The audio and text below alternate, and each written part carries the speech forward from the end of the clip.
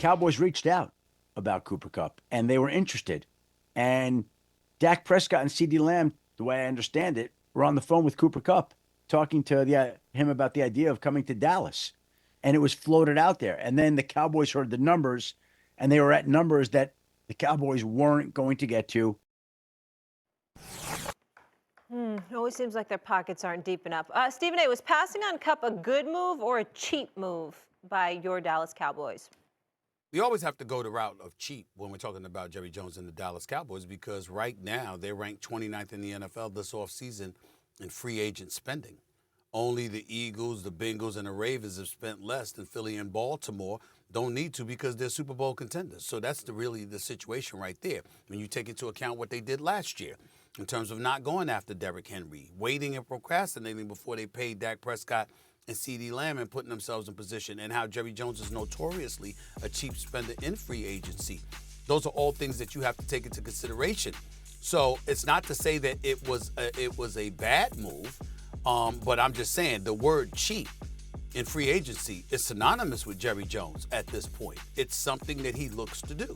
It's something that he looks to do as it pertains to cutting corners. You got a guy on Rico Dowdle that was your running back last year, okay?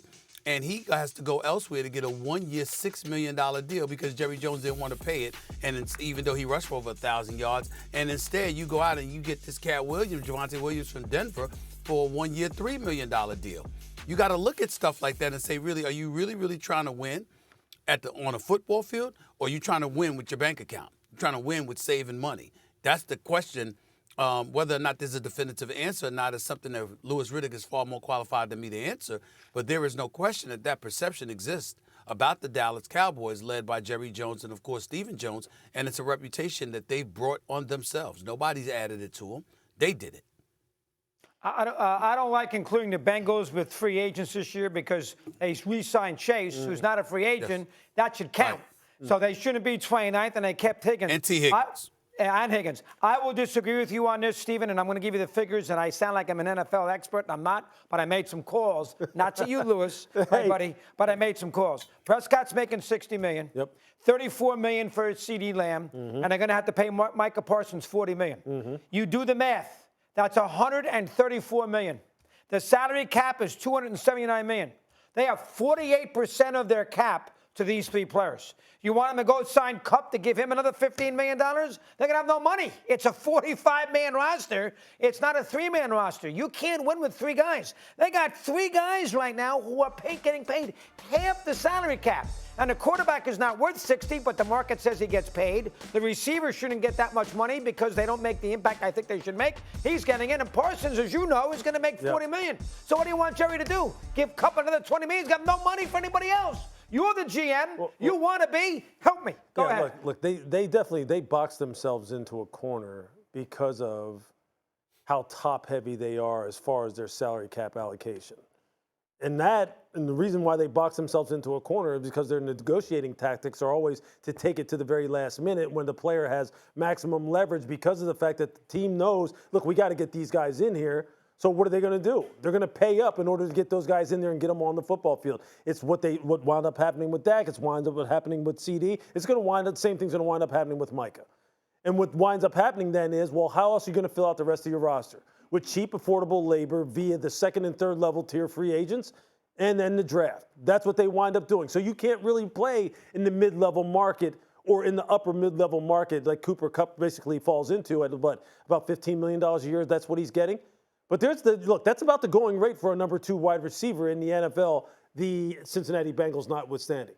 There are many teams that have an upper echelon paid wide receiver and then around a $13, $14 million number 2, number 3 wide receiver on their roster.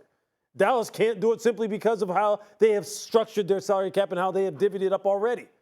And on top of it, look, I think fundamentally Jerry just does not like paying people from the outside. He doesn't. He'll pay his own guys. He'll box himself into a corner in a minute with his own people. But when it comes to paying guys coming from the outside in, he doesn't like to do that. And you know what? On the surface, I understand that. I understand it because I've been involved with organizations that went full bore into free agency and were big-time players in the first 24, 48 hours. And a lot of times we got absolutely hosed. Hosed because the team that is acquiring a player never knows as much as the team that's letting that player hit the market. And then a lot of times that sets you up for failure unless you have some kind of in and some kind of source that's going to give you information that is really credible and useful. Stop right can there. help you determine whether or not. Stop right there. Stop right What's there. that? That's the inexcusable part. If you are a player personnel director or a GM or whatever, right? Yep. What the hell is your job? You had damn well better have sources that give you inside intel so you'll know what kind of decision that you're making. You don't play. I promise you this, to all the stupid NFL teams out there who passed on Louis Riddick. Louis Riddick got sources all over the damn place, okay? So there's no, and let me tell you something right now. You can sit up there and tell Louis Riddick, yo, man, I'm going down the block to get some donuts. Louis Riddick is going to ask somebody, can I trust him to get me the right donuts? Can I trust him to do it? You know what I'm saying? I need to find out more about it. Make sure he's going to do the right thing. That's Louis Riddick. So, again, I'm using that to accentuate a point. Yo, you ain't playing.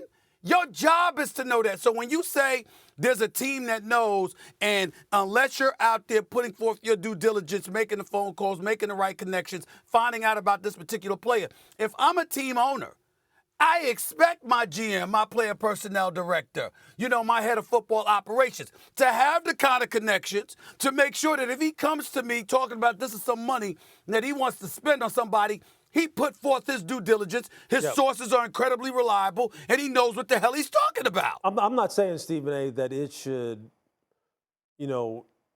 cause you to, not want to play in that market.